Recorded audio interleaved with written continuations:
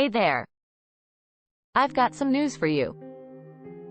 Remember that incident in 1917 where 13 black soldiers were hanged after being convicted of mutiny and other crimes during a riot in Houston?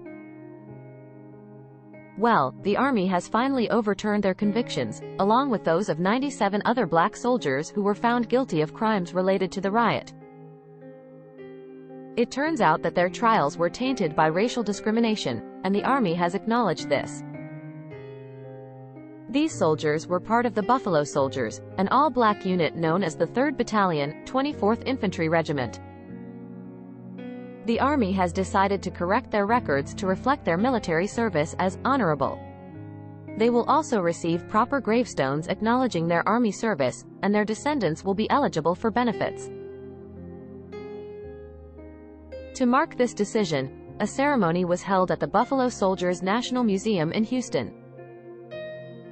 During the ceremony, Private Hawkins's nephew, Jason Holt, read out the names of the first 13 soldiers who were executed. Mr. Holt even shared a letter that Private Hawkins wrote to his parents before his hanging, where he proclaimed his innocence but accepted his fate as God's will. Mr. Holt expressed his mixed emotions after the ceremony, acknowledging that nothing can truly replace a lost life. However, he found solace in the fact that his uncle died with forgiveness in his heart and that justice, to some extent, has been served. The Army's decision came after a petition for clemency was submitted by historian John Haymond and lawyer Drew Brenner Beck.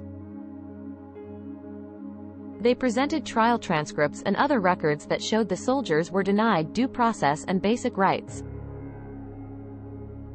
The soldiers were initially assigned to guard the construction of a training camp for white soldiers in Houston. However, they faced racial slurs and physical violence from white residents. After 2 black soldiers were assaulted and arrested, over 100 black soldiers armed themselves and marched into Houston, resulting in clashes and the loss of 19 lives. The Army convicted 110 black soldiers of various crimes, including murder and mutiny. However, it is now acknowledged that their trials were unjust. The soldiers were poorly represented by a single officer with limited legal training.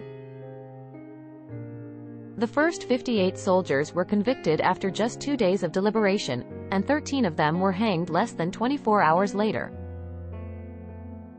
This prompted a change in regulations to prevent future executions without a review by the War Department and the President.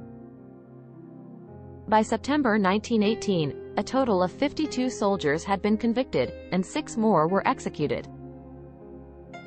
The Army Secretary, Christine E. Wormuth, stated that the Army Board for Correction of Military Records found that these soldiers were mistreated due to their race and were not given fair trials. By overturning their convictions and granting honorable discharges, the Army is acknowledging its past mistakes and setting things right. During the ceremony, the soldiers' names were read aloud, and a bell was rung for each one. A staff sergeant then sang "Amazing Grace" after a moment of silence. This decision is seen as a day of atonement for the Jim Crow-era South and legalized segregation.